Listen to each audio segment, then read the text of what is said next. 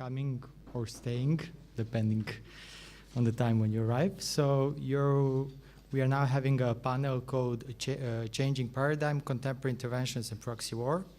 I would be very objective and say this is probably the most interesting panel for the afternoon. So I think you made the right choice. And having in mind recent history of the Balkans and intervention that we experience here, I think this is actually appropriate place to have this kind of discussion. So I think that Belgrade is actually the right place to talk about international interventions, but also proxy wars or proxy disputes, as we can call them as well. We have two panelists, Olena Snigyr from the Research Center for Russian Federation Problems at the National Institute for Strategic Studies. Olena's expertise comes mostly in Ukrainian foreign policy and European security in general. And her latest work revolves around Russian interventionism and its methods of influence, security issues in Europe, and the latest developments in Ukrainian foreign policy.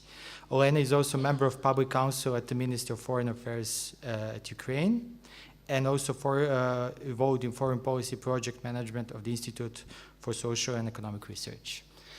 And we have also Philip Cunliffe from the University of Kent. Philip's areas of interest, as he liked to point, goes from Balkan to Brexit, so wide areas of interest, but he's mostly focusing on international management of violent conflicts on Balkans, but in other regions as well. He has been contributing to different medias, from Russia Today to BBC4 to Economist Intelligence Unit, and he's also an editor of International Peacekeeping Journal. So we have two very competent speakers. Unfortunately, Professor Oliver Richmond was prevented to come at the very last minute, but I'm sure we'll have very good discussion with Olena and Philip. And this panel will have a slightly different format in the sense that we have 4 or 5 questions, and our panelists would respond to these questions. And afterwards, we'll have time for questions and answers. So I think there will be plenty of time for you to ask what you think it's relevant, to touch upon some topics that we will cover, or ask something else. We had the idea for Philip to give more broader sense of international interventionism and its proxy wars and how it's actually developing, evolving these days, while Olena will focus mostly on the case of Ukraine and most recent developments in the Crimea. So we have kind of case study and more global perspective. And I think that the best way would be actually to start this discussion is actually to clarify what is contemporary interventionism. Is it different from the one from the Cold War? Does it have some kind of specific path, or it has some similar characteristics? How would you describe it? So in keeping with the, well, first of all, just to say thank you to the organizers for having me here. It's a delight to be in Belgrade, and particularly to be here at the Belgrade Security Forum.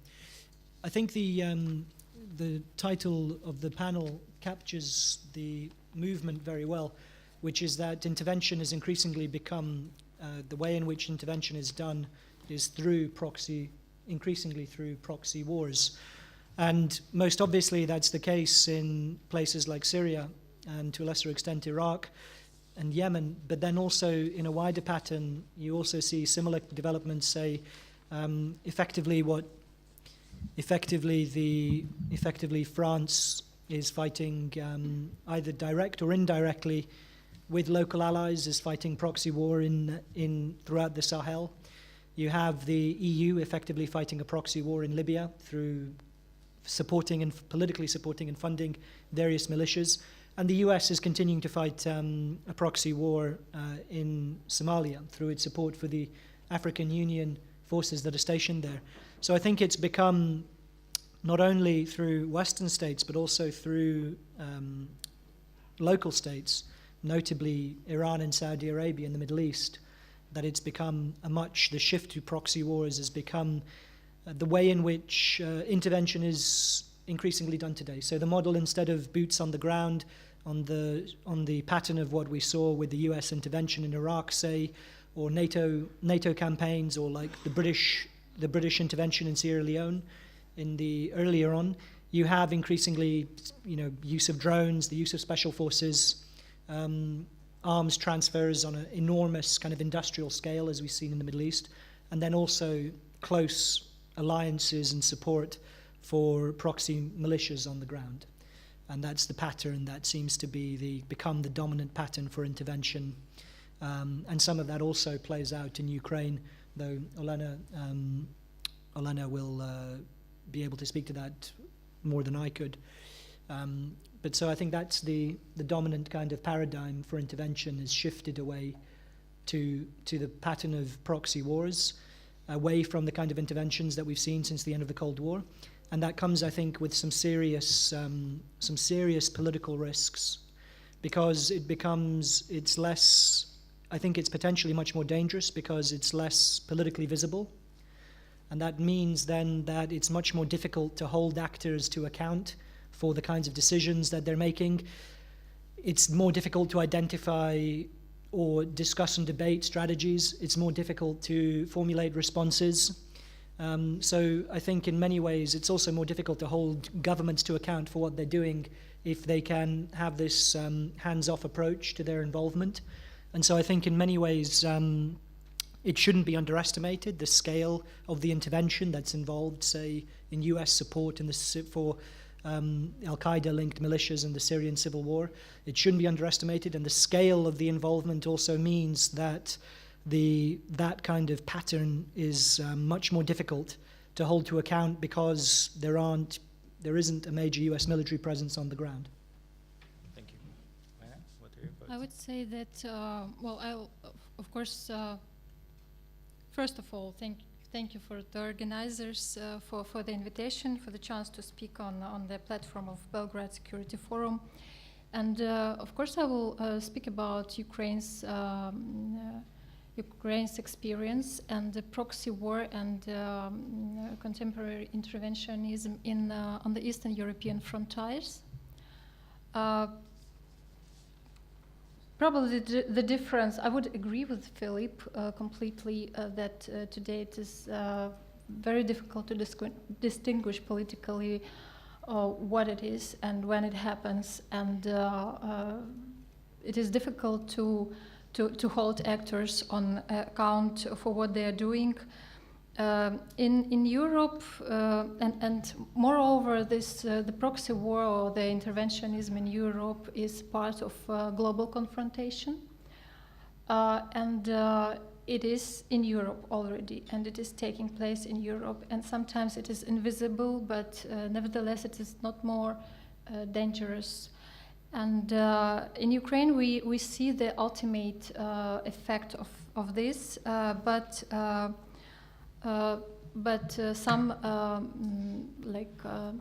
some signs or some instruments and means and ways the proxy war is performed or the intervention is performed in Europe are visible in every European country.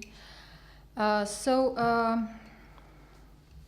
if you want to learn about modern contemporary interventionism in Europe, you should probably go to Eastern European region, because it is the best place to learn about Russian interventionism, and I want to concentrate today on this topic.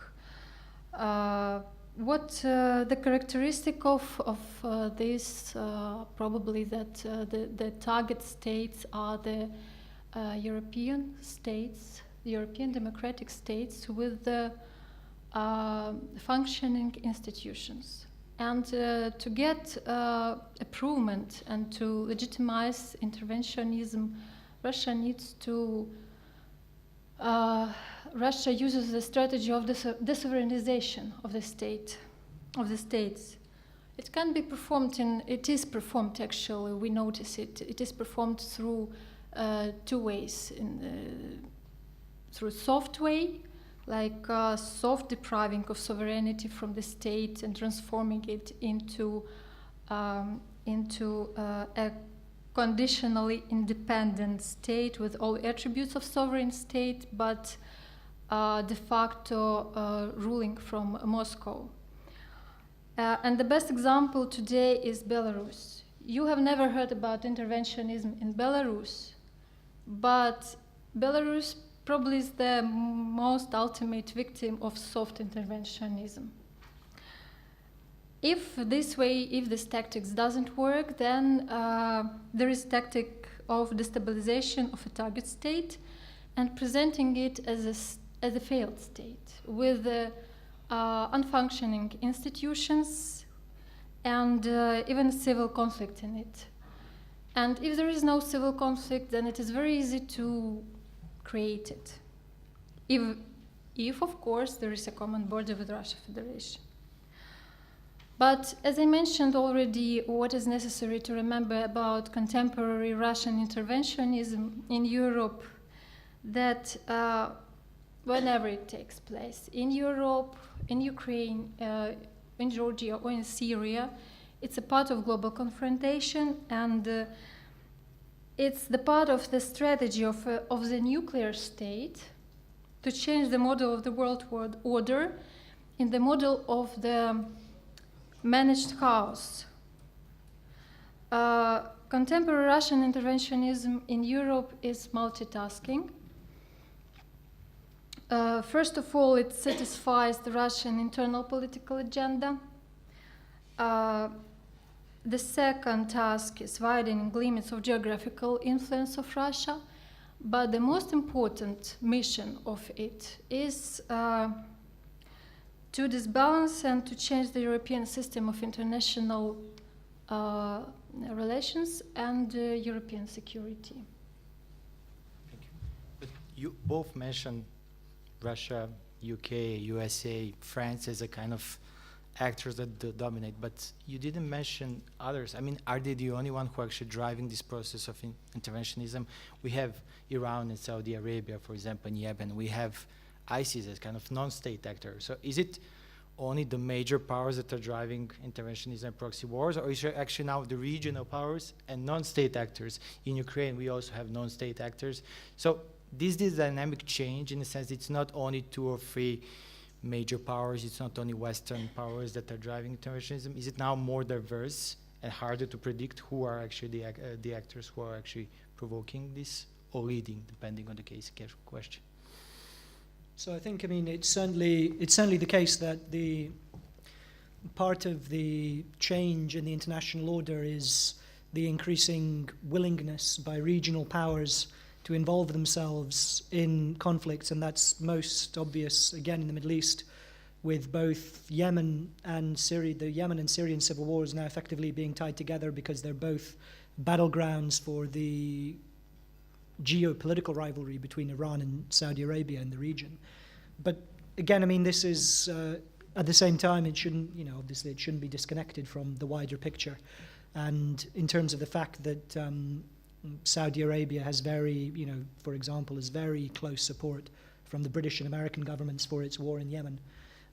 So even with I think it's very clear that we can see the shift away from the era of unipolarity in the changing pattern of intervention within particular regional theaters. But at the same time, that isn't to say that the role of the major powers has been entirely effaced. And again, I mean, as I mentioned, the scale of the intervention, or the scale of the support for chosen sides can be on such an enormous scale that it cannot be classified as anything but intervention, even when there isn't a direct military presence on the ground. So I think the major powers, the US, Britain, France, and Russia all have culpability and responsibility for their involvement in these conflicts. And beyond that, I think it's not to underestimate. I mean, part of the debate that has been made very clear about the Syrian civil war and its exceptionalism, in contrast to other civil wars, the way in which it's evolved is very directly linked to the extent of the support given to the two sides, and that is facilitated both sides entrenching themselves in the war, making both sides, neither side strong enough to decisively defeat the other side, but too strong to be overthrown, thereby prolonging the lack of any kind of decisive resolution in the conflict itself. So the major powers, I don't think their role should be underestimated. And obviously in some cases it's very direct and obvious, such as the Russian military support for the Assad government in Syria. Well, again, in the Eastern European region, it is very obvious. There is no other support of these proxy military groups as Russian support. And the main, well, these proxy military groups are used by Russia in these conflicts, and Russia demands they're recognizable Russia demands from Ukraine to recognize these groups as a part of the conflict. But it happened already in Moldova in Transnistria conflict. It happened already in Georgia in their conflict with Abkhazia and South Ossetia. And they have this bad experience. They've recognized this part as territories or the proxy governments on those territories as their parts of the conflict. And that frozen the conflicts. The negotiations goes round by round, and there is no result, and there is no way out for the resolution. So this is the tactics that Russia uses to frozen the conflict, to keep the instrument of leverage in the region. And that's why Ukraine will never agree for this scenario. And moreover, we already have the feedback from different humanitarian groups of humanitarian dialogue, peacekeeping groups that go to our occupied eastern region and try to create these horizontal links. First they go there, first they come to Kiev and try to convince us, like, well, you should have dialogue, you should try to find some understanding, some common ground. Then they go there, they speak to those hybrid leaders or hybrid groups or puppet groups ruled from Moscow. And then they go to Moscow, and then finally they just leave Ukraine because they come and say that we understand that they are not decision makers there in the eastern Ukraine or Crimea, that all decisions are taken in Moscow and there is nobody to talk there. And it is clearly also shown on the negotiations of Minsk process, where the representatives from Ukrainian side, the representatives from the side of this paramilitary organizations or terrorist organizations, how we call them, in the occupied Donbass, and from Russian side, there are few groups that keep negotiating on different problems of that region, and there is no. There is progress only on the issues of critical infrastructure and economical issues. On humanitarian, political, and other groups, there is no progress at all because Russia just stops everything. So it is very clear example how actors are in such hybrid and proxy conflicts, and how these actors are used by the initiators. But it seems to me that both of you Philip emphasized the role of distance now, intervention being not on the ground, but from the air, although in some cases, as we see Ukraine or maybe even Syria, it's not only the distance, it's also the ground. And I see that you're quite reluctant of actually acknowledging non-state actors or regional actors as being as relevant as the major one. But how do you see actually now from this point, how will these actually interventions and proxy war develop in the future? For example, we keep talking about East Europe, we talk about Middle East, before we used to talk about Balkans, but in the future, do you see some other region as a possible proxy war fighting? For example, now about North Korea.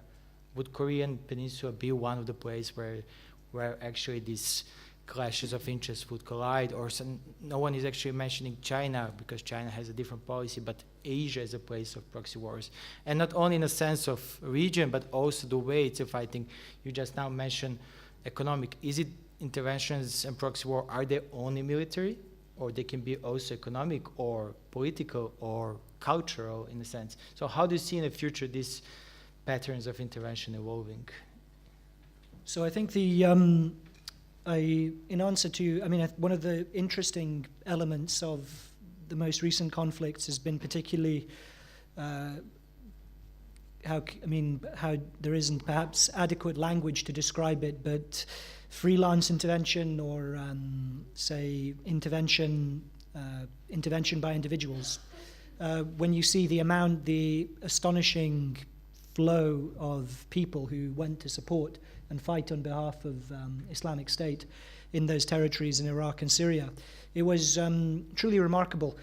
At the same time, I mean, those transnational kind of networks that were in place to funnel people to the region were also, you know, they were also kind of, they were developed and supported by states as well. So Saudi Arabia and Qatar, and to a lesser extent by the US in earlier periods. So, though, I mean, those developments are interesting, I think the way in which, and it's not to dismiss them, or to simply say that Saudi Arabia is, you know, acting purely on behalf of the US, or that Iran is acting purely on behalf of Russia.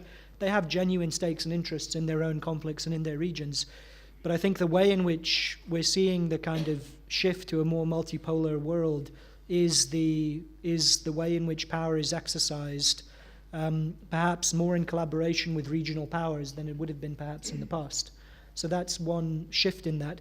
In terms of the future and how I think the pattern is very different in Asia, because you have, I think it's perhaps less likely to become a cockpit for regional and great power rivalries on the same scale that we've seen in the Middle East, simply by virtue of the fact that the region is, it's wealthier, you have stronger kind of state institutions, and also you have, I think, greater distances involved as well in terms of where the proximate kind of regional security interests of particular actors are.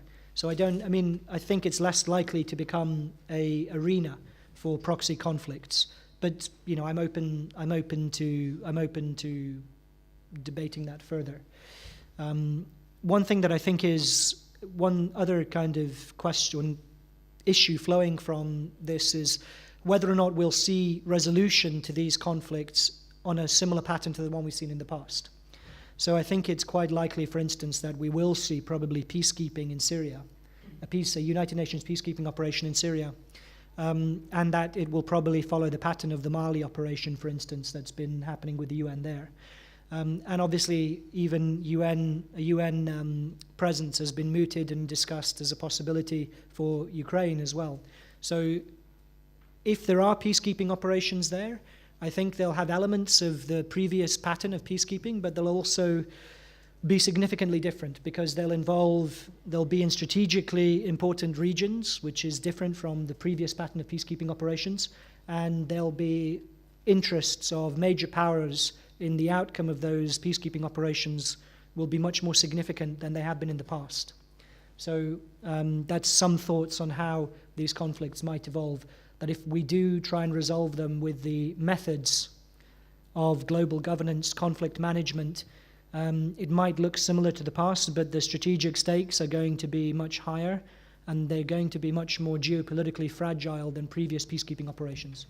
Okay, but sorry, what about regions such as Horn of Africa, for example? We have a case where both China and US have a military base in the same country, right, one next to each other. So would these kind of building military capabilities around different continents or regions, would that create also tension that would be used for proxy wars? And on the other issue that we actually still didn't cover, in the sense of interventions and proxy wars, can only other fields of life can be considered? For example, we saw today that USA decided to leave UNESCO. On the other hand, you have Russia backing Serbia and other countries of preventing Kosovo having UNESCO. So you now have different international institutions as an arena of kind of fighting. Would this also be a kind of pattern that will evolve in the future, or it will be mostly military interventions or political one? I mean, in my view, it's important to bear in mind that I think intervention, there is this move in scholarly debate to expand the meaning of intervention And I think while those, to expand the kind of concepts to capture new types, and while I think those, it's important, at the end of the day, I think the core, we have to retain the core idea behind intervention, which is the use of force, and it's the use of force and political interference in the internal affairs of another country, and the violation of the territorial integrity or sovereign authority and jurisdiction of another state. And I think that has to be retained as the core of any understanding of intervention. And if it's not, then there's the risk that we blur out what's important and what we need to keep in mind in terms of understanding the patterns of politics in these situations. Thank you. So the evaluation of intervention of proxy war in future. Well, I want to answer your last question first about which dimensions intervention and proxy war has also except of military, and if it happens also on international platforms. Yes, it does. It happens on the international platforms, and especially in Europe. If you follow what is happening in Parliamentary Assembly of European Council with the Russian delegation, well, I would stop on this especially because the situation, I said already that Russia wants to create the situation of managed house, and the situation of managed house is necessary to change the European system of international relations and to legitimize the new reality, new political reality. So this balancing of the system is performed through violation of international commitments and treaties, because a European security system and European system of international relations is based on European institutions and on the series of treaties and commitments of European states. And besides, the absence and lack of accountability of the violator state gives it incentive to go further and to widen the limits. At first, the violation of soft law instruments without noticeable consequences undermined the efficiency of international institutions and the system of regional and global security. Then the military intervention in Ukraine, occupation of Crimea, occupation of part of eastern Ukraine, damaged the European security system. And finally, Russian leaders today declares that they are ready for negotiations on the new European security system, which will focus the new reality. But we have to understand that this new reality, based on the Russian terms, will just fix nothing more than the right of a nuclear state to use military force in Europe to control its neighbors or to satisfy its interests elsewhere in any European country. And it would be a mistake also to think that the appeasement of the aggressor would stop Russia in the Eastern European frontier. About the further development, yes, it will take place in Europe in future. It will not stop, that's definitely.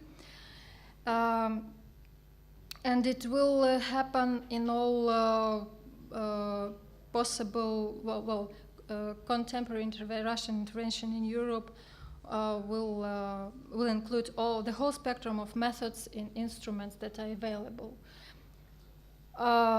Means of hybrid proxy warfare on the economic dimension, I just can name them: trade, wars, energy racketeering, destruction and bankrupting of important industrial enterprises by Russian management, as it happened recently in Ukraine with the Zaporizhzhia aluminium smelter. We do not have anymore this enterprise. Political and governmental level, bribery of political elite or replacement by loyal politicians or infiltration of loyal and pro-Russian officials into state institutions, support of populist and radical parties and movements.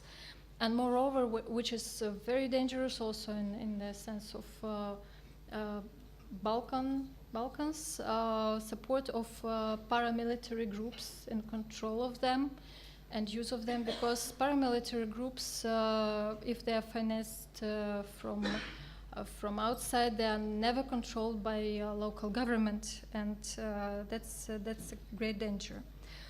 On the social level, humanitarian level, this amplification of loyalty of societies of goal countries through propaganda and informational warfare, informational intervention, support and construction of common identity and common historical heritage. And very often it is misinterpretation and falsification of history.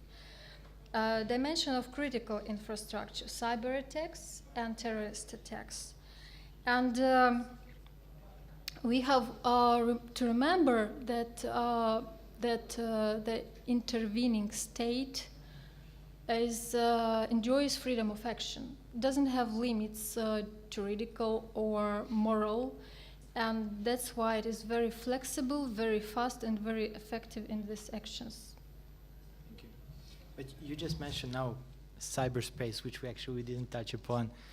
Would this be also a kind of arena for proxy fighting in the future? I mean, we had recent examples of US election or constant complaining of some countries that China is trying to influence in cyber attacks, of attacking different kind of corporation. Would kind of, leaving aside material world, would also cyber and virtual world be also becoming a part of proxy fighting, or is it already part of proxy fighting? Yeah. I mean, I can't speak in great detail to cybersecurity issues. It's beyond my expertise. But I do think, I mean, obviously there are cases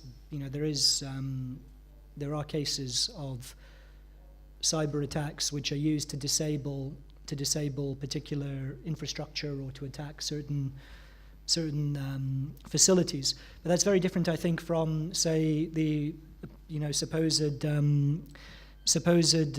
cyber manipulation with political kind of consequences in the West, which I think, I mean, that has been the most kind of one of the strangest aspects of what's been happening in Britain. I can speak to directly, but also more widely, is the displacement of the internal political crisis of Western states onto Russian interference. So it's become the idea that their internal political problems can be avoided or displaced, or to some extent that they've been manufactured or enhanced or exacerbated by Russian interference, I think has been the way in which political elites in the West have sought to avoid the genuine problems that they're confronting now, genuine problems of legitimacy, genuine problems of electoral viability, and the inability to resolve underlying social issues of legitimation, of democratic trust in democratic institutions, and also economic problems. So I think it's important to kind of put apart what the nature of this kinds of interference might be. Yeah, I'll leave it there. Well, I can say that cyber war is reality in Ukraine. We have experienced several attacks on our energy infrastructure, and constant attacks on governmental structures, and the cyber war is also reality. It's a long-standing reality in Estonia, and you can approach their experience from 2007 already. So it's reality, and it's what is very important, that cyber war attacks critical infrastructure, and this is a very dangerous thing, and it needs international cooperation.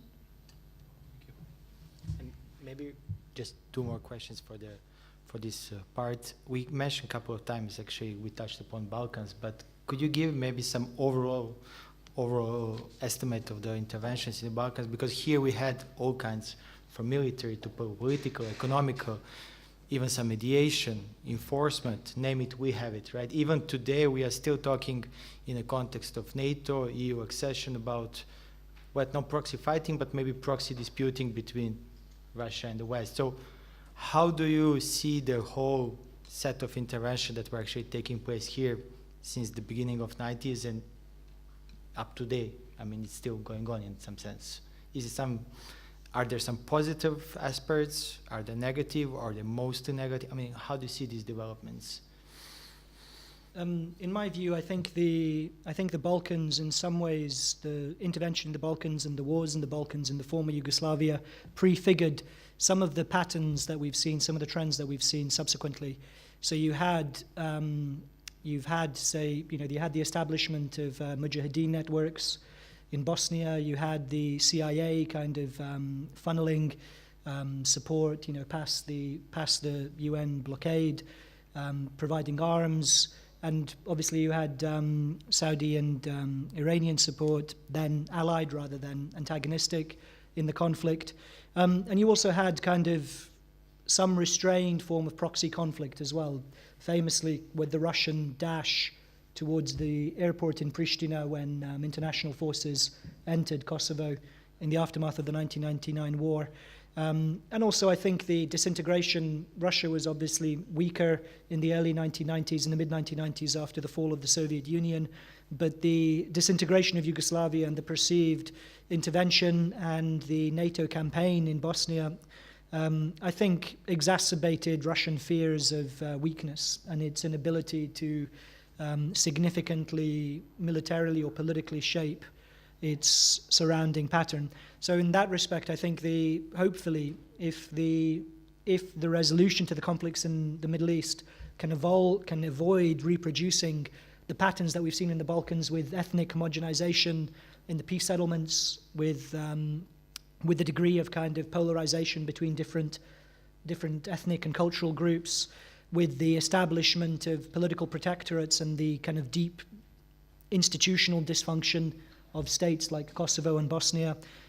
If the Middle East can hopefully learn from the dysfunction of the Balkan peace settlements, that would be positive. But then I think there is another one important point, I think, which is also worth remembering with regards to the Balkan experience as well, and which prefigures everything that has happened subsequently, is the fact that the European security system and more widely the international liberal order, it was first undermined and violated by Western states themselves. And it was Western states who have been most consistently aggressive in undermining that liberal international order to begin with. And this is something which I think is one of the least properly understood issues of the post-Cold War era. Because obviously in traditional international relations, we expect it to be the emergent powers who try to use military force or throw their weight around to restructure the international system according to their interests. And the pattern of the post-Cold War era reversed that. You had, in fact, the status quo powers, the most powerful states in the world, the richest states in the world, the states who had won the Cold War, who in some respects squandered that victory with pointless and destructive military adventures, not just destructive in terms of the outcomes on the ground and the loss of life, but also destructive of the institutions and law that they themselves had constructed in order to govern international affairs. And so you had this pattern of what I've called inverted revisionism, where you have the leading states of the world revising the international order rather than emerging states revising the international order. And that happened. The Balkans was the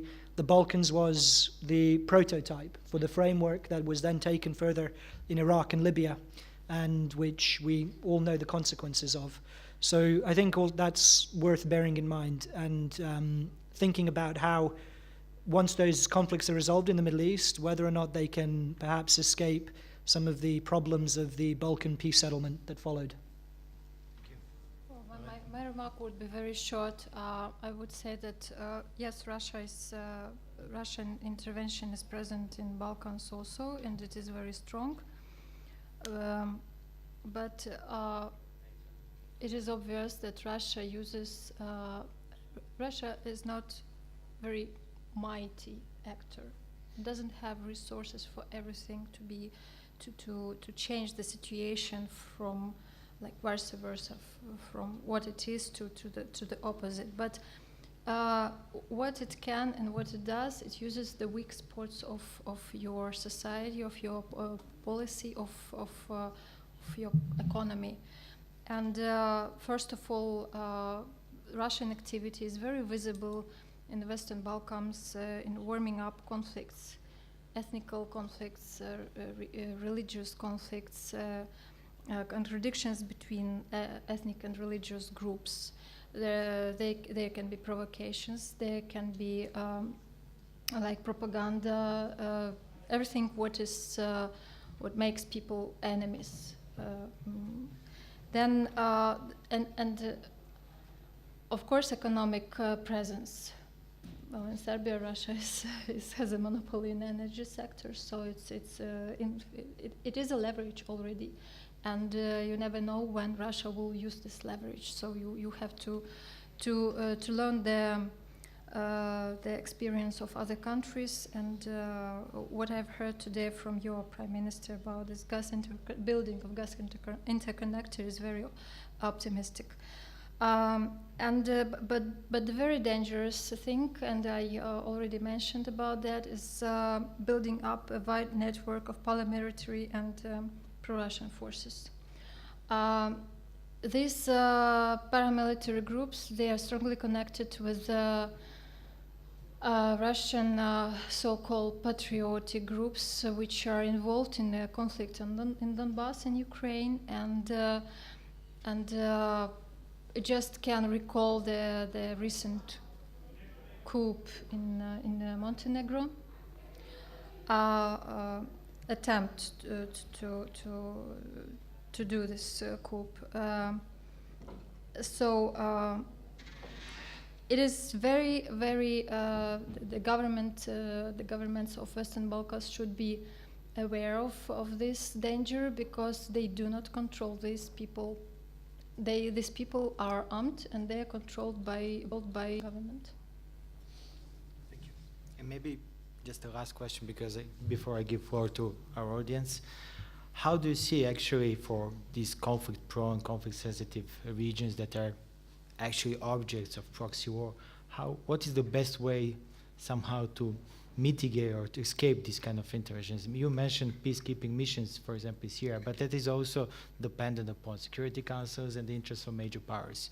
Yesterday there was a concept of self-reliance. Today we heard in the previous panel, union of non-aligned states. Is it trying to find middle ground? Is it aligning completely with other side? We see in Ukraine it also didn't work in sense. So first of all, are there any instruments for these countries to avoid proxy fighting?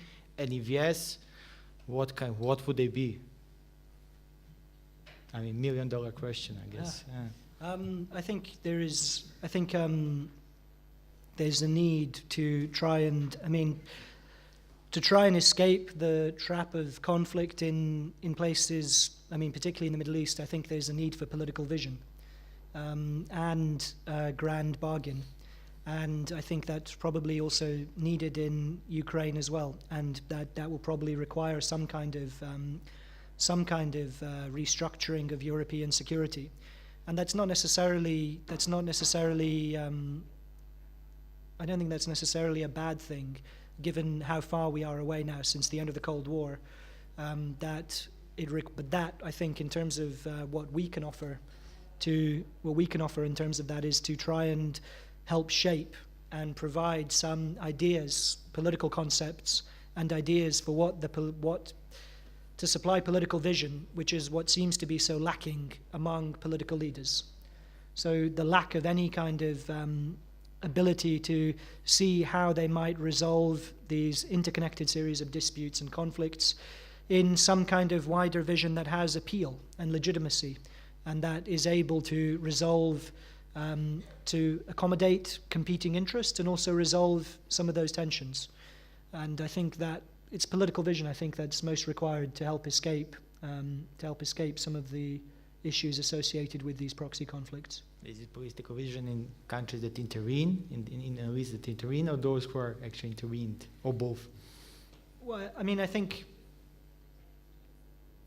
everywhere. I think everywhere it's needed. The political vision is needed. The people who are in power lack lack political vision, but that's partly because it's in short supply, but also because it's not been provided, I think, by people also whose responsibility it is to do that, which is to say intellectuals, academics, to try and construct visions of what settlements might look like, and also some kind of political grand bargain, because I don't think piecemeal peace settlements are going to resolve these tensions. They will require a major reassessment of the protagonists' interests and strategic outlook in those conflicts. Thank you. My remarks will be more very practical, as from this case study field. First of all, I agree completely with the political vision, and to form this political vision, to form the synergy, we need international cooperation to share the experience and to find consensus and to unite efforts. And my recent practical experience is from Estonia again. I mentioned this country because it's also a neighboring country with Russia. Last week I've spent in Narva. It's a city. It's a border city on the bank of the river, and the next bank is Russian territory already. And in Narva, it's Estonian city, and there are 97% of Russian-speaking population. So it's Estonians are very aware of this danger. And in early 90s, there was even a referendum in Narva to gain some autonomy from Estonia in favor of Russian. They've initiated such cooperation between Ukraine and Estonia, such as Resilience League, and we share our experience because their experience is unique, because they didn't fall to this conflict yet. So we study from them and they study from us, and I think that our experience, common experience, would be very useful also for Balkan countries, and we can learn from each other. So I think today I'm thinking about this territory from the Baltics to the Balkans. Second, what helps, what will help, what is our responsibility is building trust between government and the society. Because the society is the best ally in proxy warfare, in contradicting proxy warfare. But to be the best ally, the society has to have cognitive resilience and media literacy. It's when we speak about information warfare. And also institutional building, because from our experience, we learned that it is vitally important to strengthen democratic and working institutions. And the most important lesson for us is that the virus of contemporary Russian interventionism feels itself very comfortable in the company of corruption, poverty, lack of democracy, and discrimination of basic human rights. Thank you. Thank you both for these insightful and provocative comments. I will now open for discussion and comments. Before I do that, I would just ask you first to present yourself and the institution where you're coming from. If you are commenting, try to restrain yourself for 2 or 3 minutes. Well, say 2 minutes. And if you ask questions, you can ask as many as you want. Maybe we'll take groups of 2, 3, maybe 3 for the beginning. Yes? Thank you. I'm Marina Kostic. I'm the PhD candidate from the Faculty of Political Sciences. I have a question for Mrs. Olena. So can you describe to us the methodology of intervention during the Colored Revolution, Orange Revolution in 2004 in Ukraine? And the second question is, what do you think about the meeting of the representatives of the US and the Russian Federation here in Belgrade?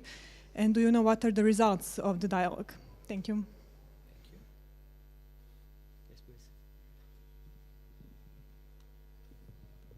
Hello, my name is Perko Matović. I'm from the Association of Regional Cooperation. My question is for both panelists, and it's how to see and recognize soft power, because before the massive amounts of like disbanding of the countries, there's always first soft power influence. So how to recognize and analyze that soft power is present, and how to combat it before it has like critical effects on the society. Thank you. Maybe one more before we give floor to our panelists. If not, then we can maybe proceed with these two questions, then we can come back to the audience. Do you want to go first? Yeah, I can try at least. 2004 is already very far from yeah. But I remember, of course, I remember because I've been there also. So the intervention in 2004. Well, it wasn't so so big. It wasn't so obvious. It was, of course, the intervention in Ukrainian political, economic, social, and humanitarian life has always been there, Russian intervention. In 2004, it was a surprise for Russian Federation, the Orange Revolution, and they were not ready, and they were also. Well, like there were speculations on that they were trying to convince our president Leonid Kuchma at that time to do the same as our former president Yanukovych did on Maidan, to shoot the demonstrators, to provoke the conflict. But Kuchma happened to be much wiser, and he didn't agree to do it, and probably it saved us at that time. But I would say that Russia was not ready at that time, because there were not so much Russian forces concentrated in the eastern border of Ukraine, and that just happened. So the intervention. Well, the Russian influence after the 2004 remained in Ukraine very, very strong in economic life and also in humanitarian life and in every spheres of life. But there was not such a critical influence of intervention as it is now. Meeting in Belgrade, it was just meeting in Belgrade. I mean, it could be in Minsk, it could be in Vienna, it could be in. I mean, Belgrade. Is not doesn't mean something special here, the meeting place, but well,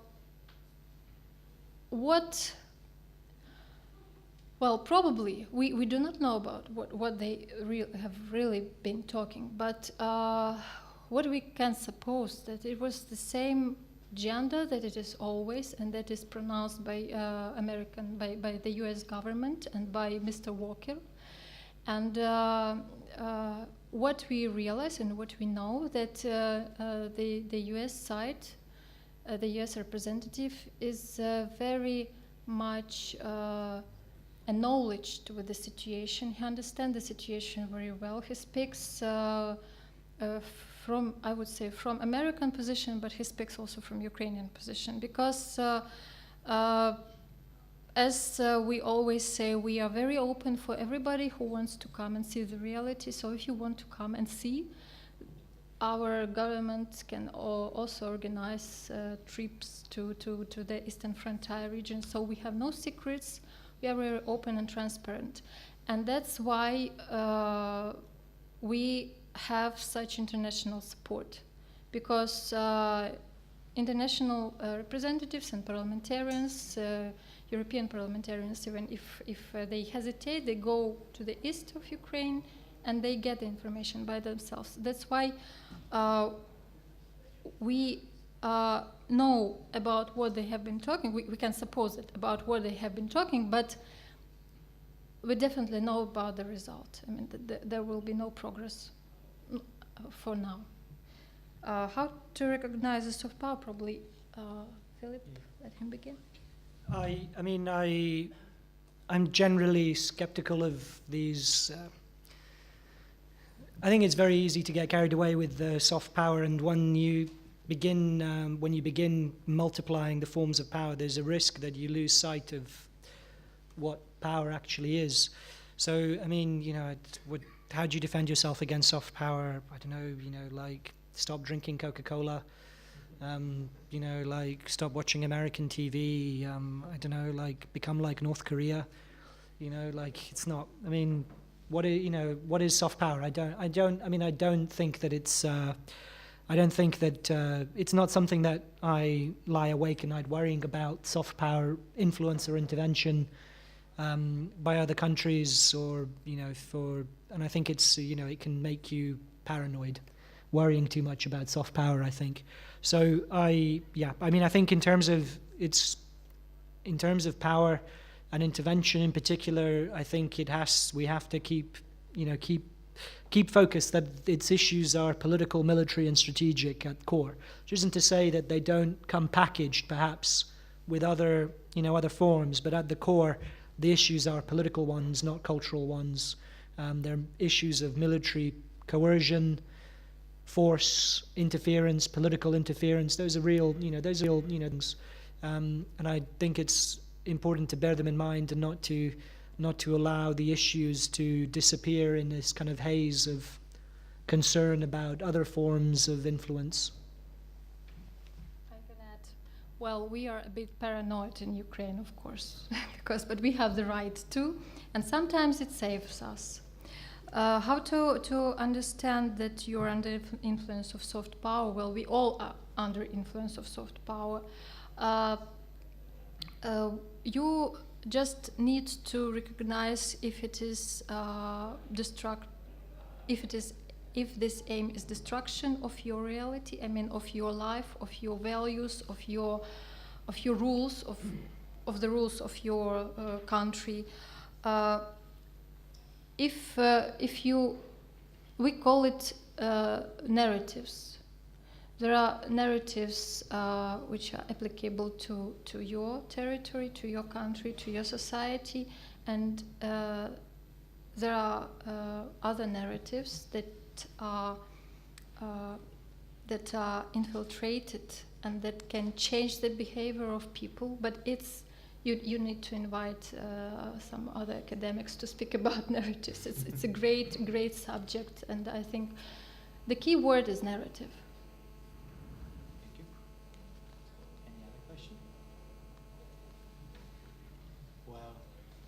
Maybe you first, sir, and then two others. Is that okay? Thank you. Thank you so much. I'm ambassador of Ukraine here in Belgrade.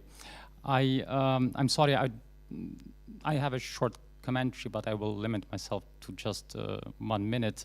Please go on YouTube and type in the name of Yuri Bezmenov, who used to be a KGB officer in 1960s and 70s, directly responsible for propaganda and subversive psychological warfare and the so-called active measures. What he will tell you, you will understand that nothing has changed in 50 years. Only the technology has changed, but the methods have remained the same.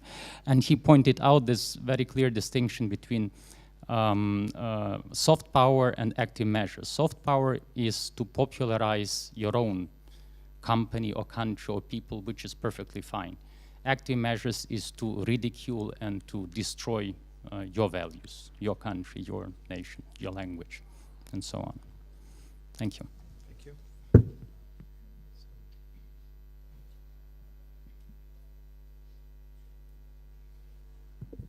Sure. Eric Hans from Center for International Private Enterprise. There was brief mention of economic influence, which I think is particularly noteworthy in the case of Russia in Ukraine. What about corruption?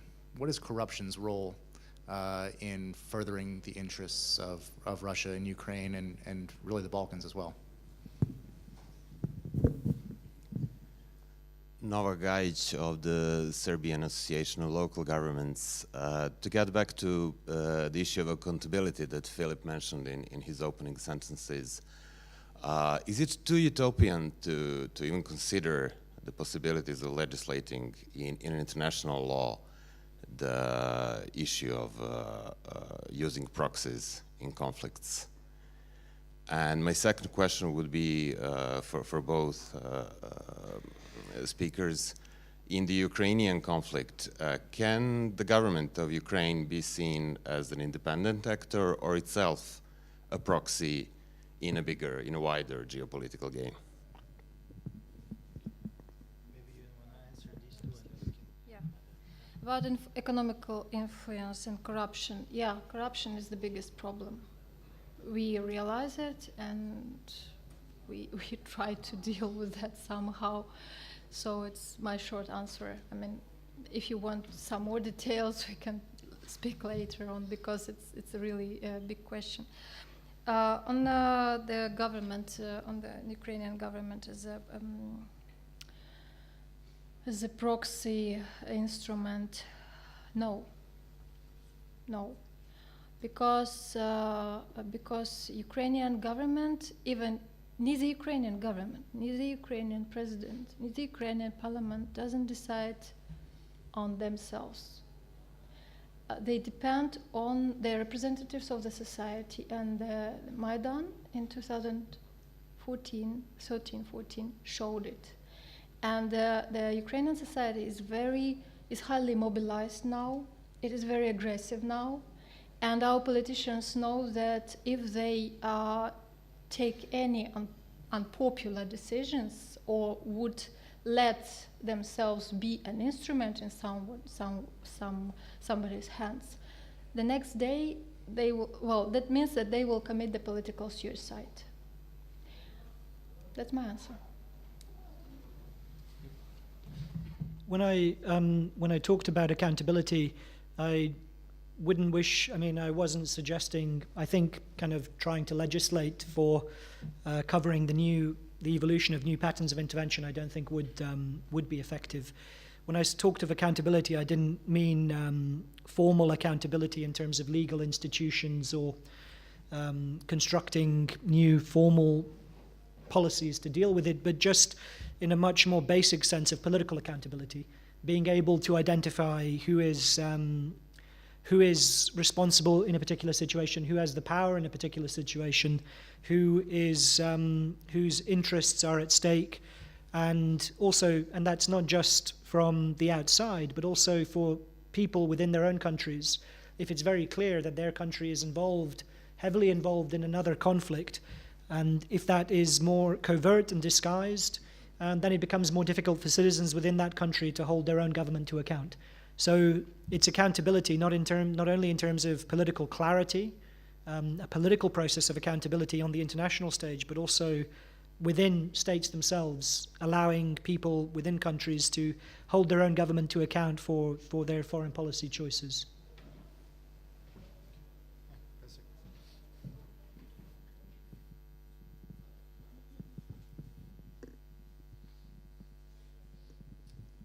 My name is Radmila Nakard. I'm a professor of political science, faculty at the Belgrade University. The panelists raised a number of very provocative issues and questions, so I have several questions, if that is okay. Two for Philip. I wanted to ask if in your map of interventions, is there any room for this new phenomenon of the militarization of intelligence agencies, covert actions that are occurring, the privatization of the whole security realm, and what secret operations are occurring under that view? And the second question related to what Nemanja had asked you about the proxy wars in Asia. Do you see the current wars in Myanmar, or the current violent conflict involving the Muslim minority, as a form of proxy war that is involving, again, China and US and the Western powers, in spite of the fact that there is a real problem of discrimination and ethnic cleansing? And for Olena, I have several questions in order to understand your perspective on intervention related to Russia. Could you give us some data comparing military expenditure of US and Russia, the number of bases and deployed soldiers in the world around the global scene of both of these two powers? Can you also explain to us the status of the Russian minority in Estonia and Narva in terms of their minority rights at the moment when these disturbances occurred, and the High Commissioner for Minority Rights mediated and was able to diffuse the conflict? And can you give us some facts on the basis of which you have concluded what has happened in Montenegro, while we are still wondering about the credibility of the story, together with the opposition in Montenegro itself? Perhaps you know something we don't know yet. Thank you. Thank you. I think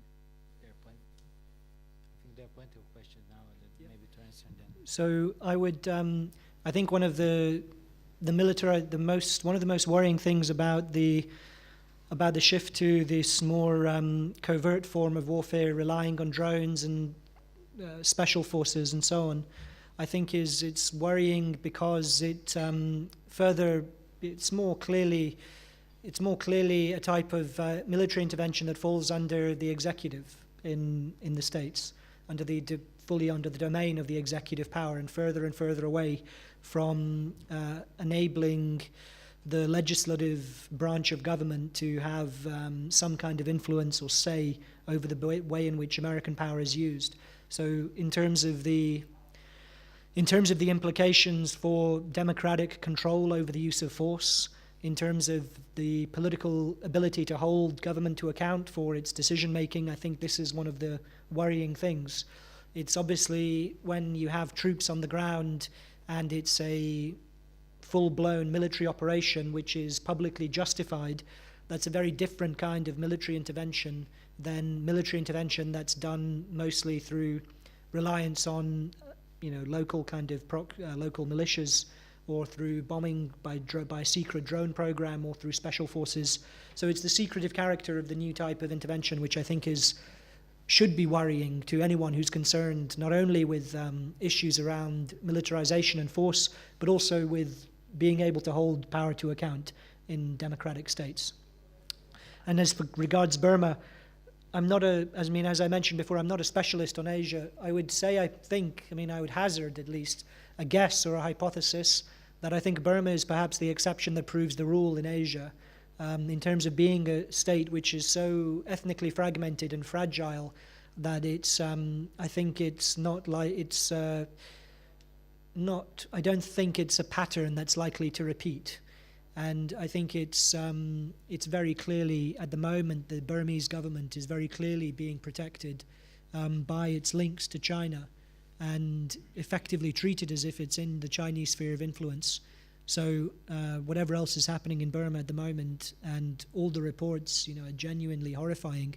It doesn't seem to be a battlefield for proxy conflicts at the moment.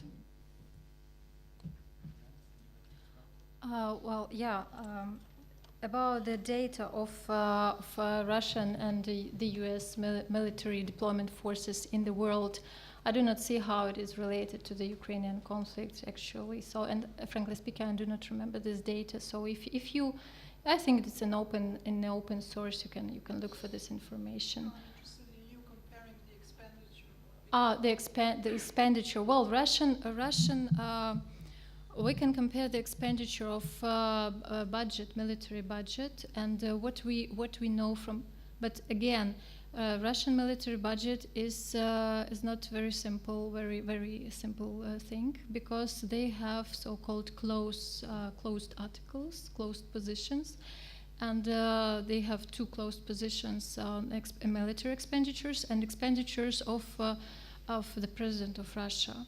And these positions are even higher again, I do not want to speculate, but I have this data. Later on, I can talk to you and give you these figures, but because I do not remember them right now. But what I remember definitely that the expenditure on that are under responsibility of under decision of Russian president is pretty high. It's really impressive. And about Montenegro, we got the information from the open source. We got the information from the source of Montenegro government, and we know that their prosecutor office now has this criminal procedure on Russian former Russian spy or former Russian diplomat Shemyakov.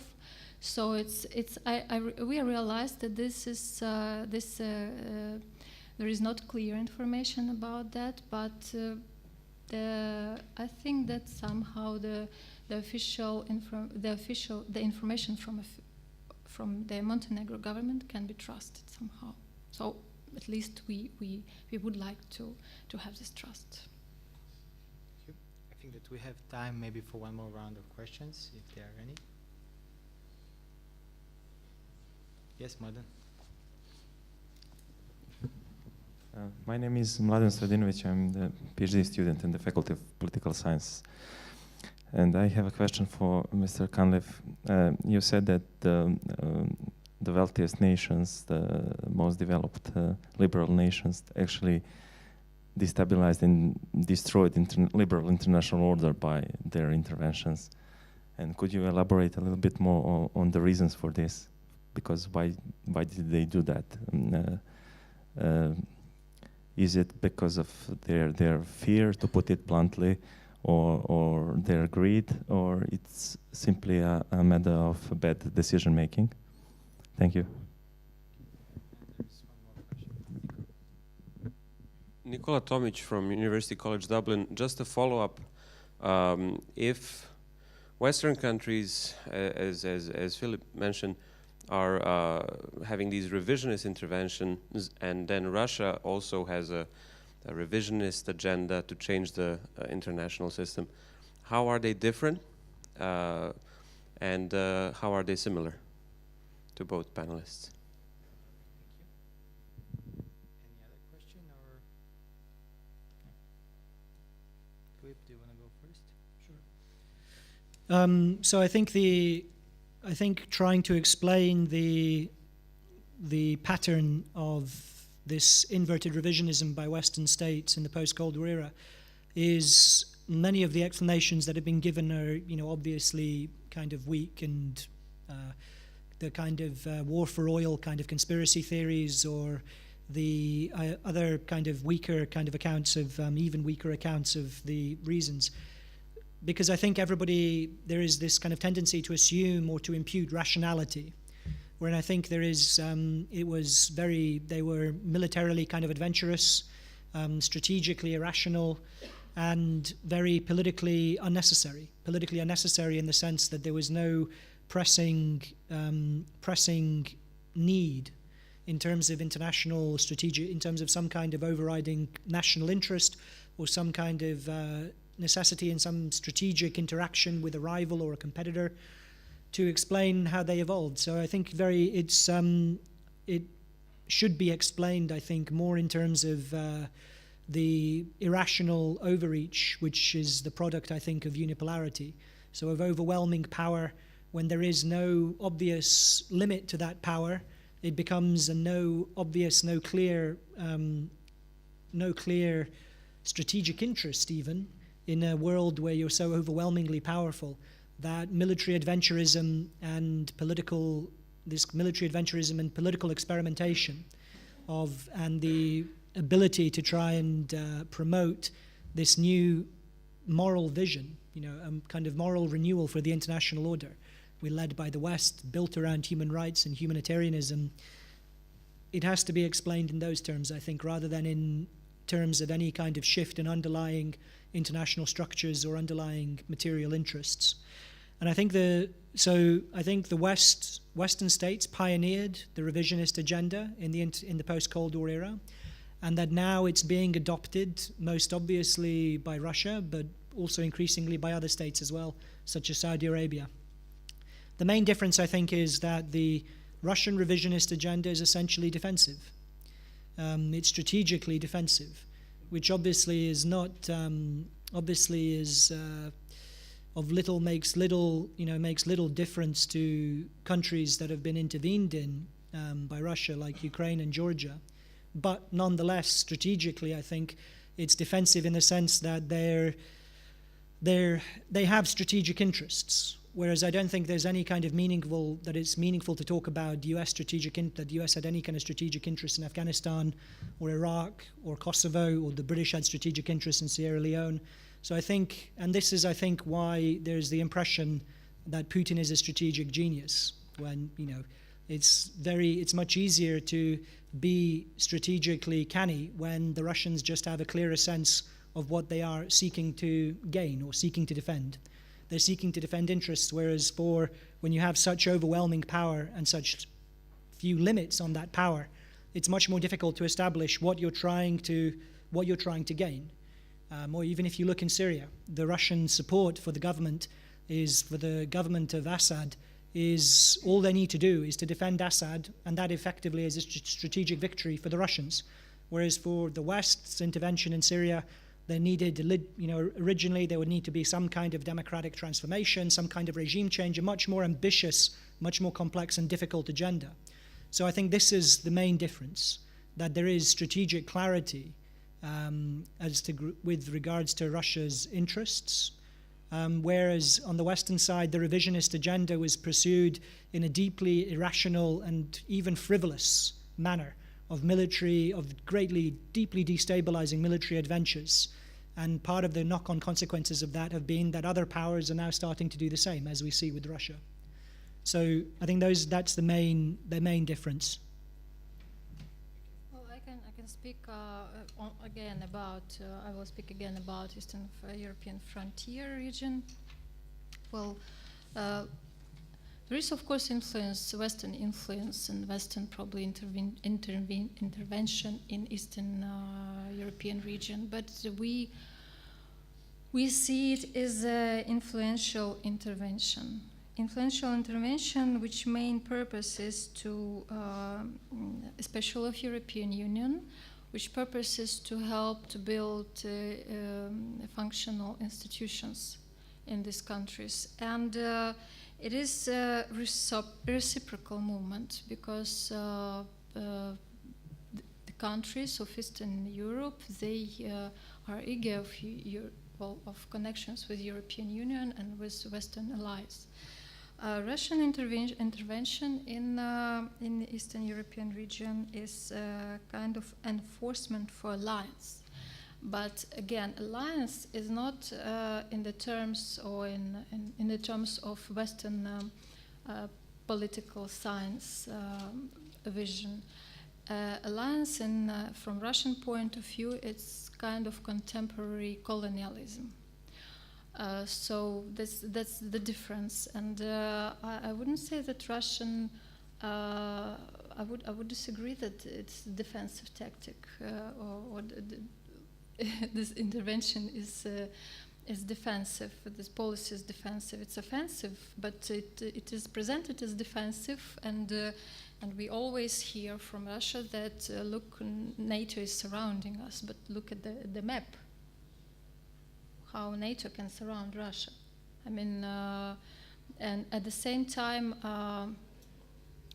I'm sorry, I missed your question about Estonia, but I can follow it up. At the same time, countries in Russian neighborhood, European countries in Russian neighborhood, do not feel safety from eastern border, and at the same time, we all can see at the history of of relations between Russia and NATO, and we will see that. There were a lot of incentives from the Western side, from NATO, to find the common ground, to find the cooperation, to build up the cooperation, but everything has been ruined. And even today, we can also already speak about the threat of tactical nuclear weapon in Europe, and it's not defensive tactics; it's completely offensive. About Estonia, Russian-speaking minority in Estonia. Well, they, as I understood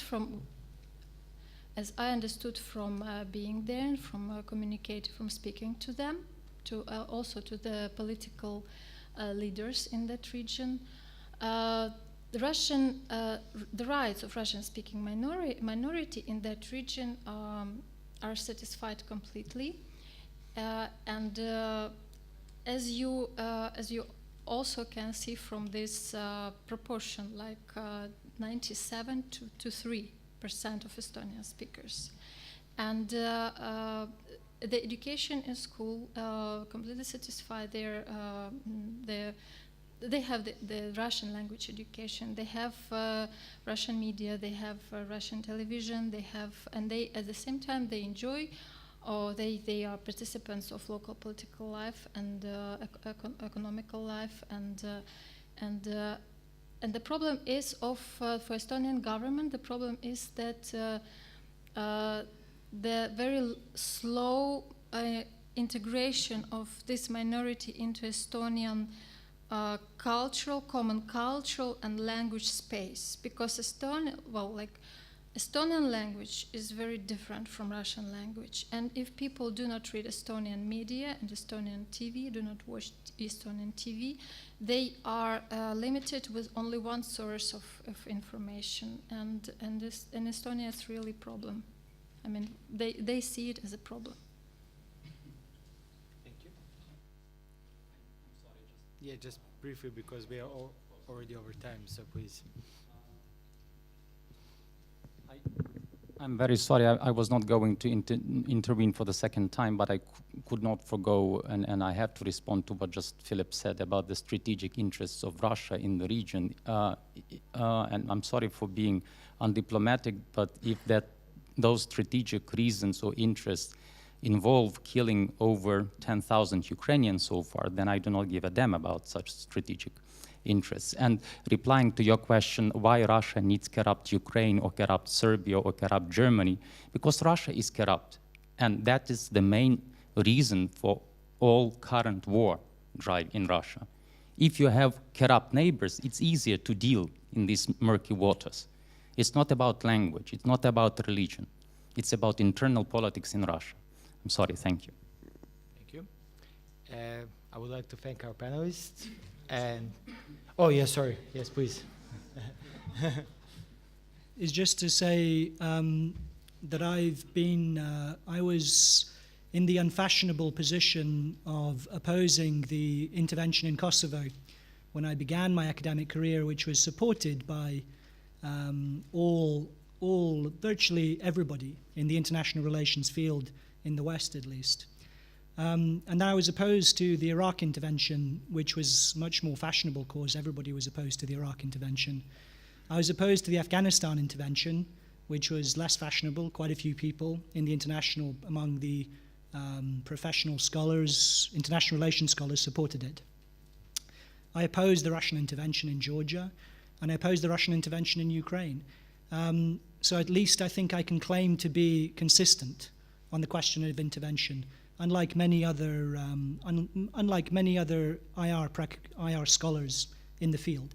And the reason is very basic, because I think that the idea of sovereignty, of political autonomy, is one of the most important founding ideas. Of the idea of self-government is one of the most important ideas of international order. So it's precisely my hostility and skepticism over NATO intervention, over American adventurism, that makes me so suspicious and hostile and sympathetic to what's happening in Ukraine and Georgia. And one of the most revealing things about the conflict in Ukraine is how much the Russians have taken and justified what they've done by reference to the Kosovo precedent. If you look at, say, the justification, the Declaration of Independence, Crimea before it was annexed, it took very clear inspiration from the justification that was given for the Kosovo Declaration of Independence. So I think it's that if we are to talk about these matters, it's important to be consistent about them, because the problems are much more deeply rooted, I think. And the defense, there is no political actor in the world today that can credibly claim to defend sovereignty, because every major state has been willing to violate it and to flout it. And I think that's something that we need to, and that perhaps is something that we can do as academics and as scholars, is to put the case for that, because our political leaders are very clearly unwilling to defend it or to defend the principle of sovereignty in international relations. Thank you, Philip. I think this is an excellent point to finish on this more positive note. And I thank our panelists and all of you for questions. And since it's a very interesting and provocative topic, I invite you to continue the conversation outside as well. Thank you very much.